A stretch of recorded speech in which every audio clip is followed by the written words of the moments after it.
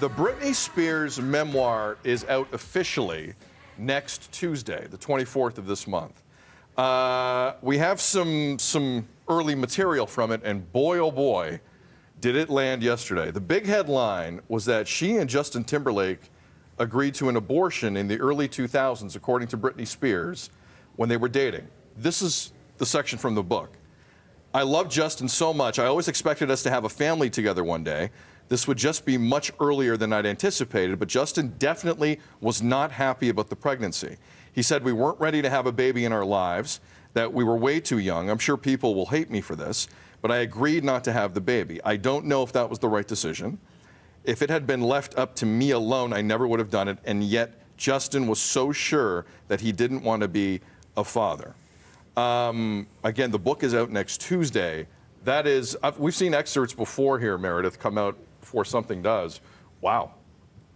Yeah, wow. And I mean, that's not the only one. There's a few that have been released ahead of it. And specifically, that piece is probably why this book has been delayed in its release, because there were quite a few celebrities, potentially rumored, Justin Timberlake specifically, that had trouble with what was going to be coming out in this book. And I'm assuming by that drop that that has been cleared as an okay thing to say, and B, that was probably something that was holding it up. Devo Brown. Yeah, it's a lot.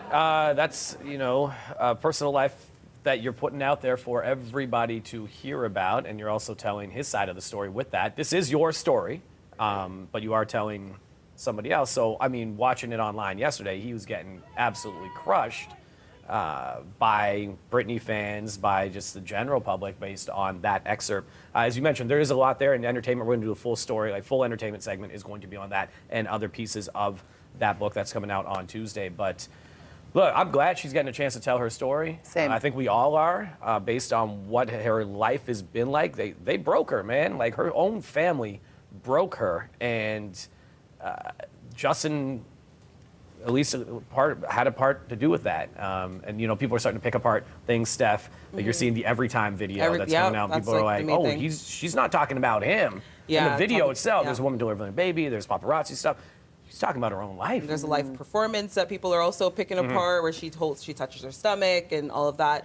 And I think it's a hard conversation to have between two people that are in a relationship together. But I completely agree that it is her story. And I feel like for Britney, her story has been something that she's not been able to tell. She's not had autonomy over her body, over her mind, over a lot of things, a lot of control in her life. And I feel like this is finances. I feel like this is finally a time for her to take back a bit of control and tell her story. And I'm sure there are going to be people that, they don't want that truth or that version of the truth and not be able to say their piece of it. They're going to be a little bit worried about public perception, being dragged online, all of that. But I think that it's so important for women to be able to tell their stories and tell them from their perspective and side of things. I mean, me commenting on the actual story that we're talking about here, the only thing I feel comfortable saying is that Justin Timberlake has been very pro-life in his public life.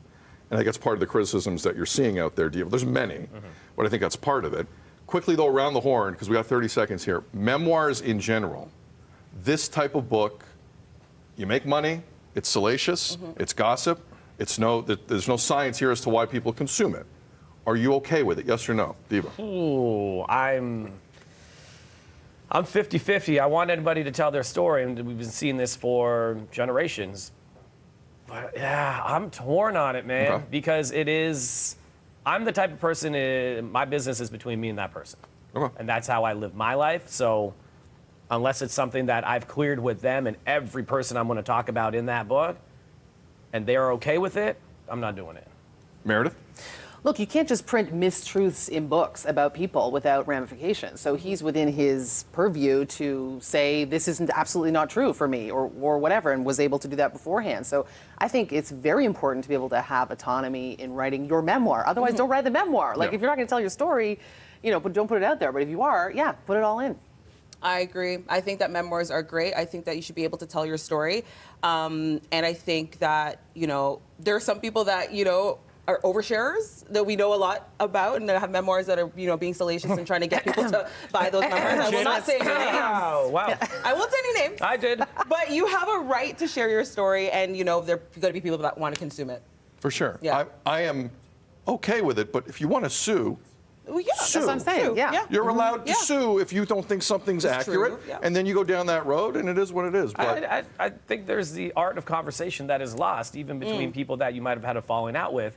That, yeah, tell your story, but tell them that you're going to be telling the story. For sure. That's And I feel how like I look at it. I memoirs want as well people are to tell kind their of story. like Yeah. way to heal yourself as well. Yeah. It could be a part of healing, and for Yeah. Britney, I feel like this is kind of while is you that. while you make a lot of money, Yeah. it's because it's going to happen as well.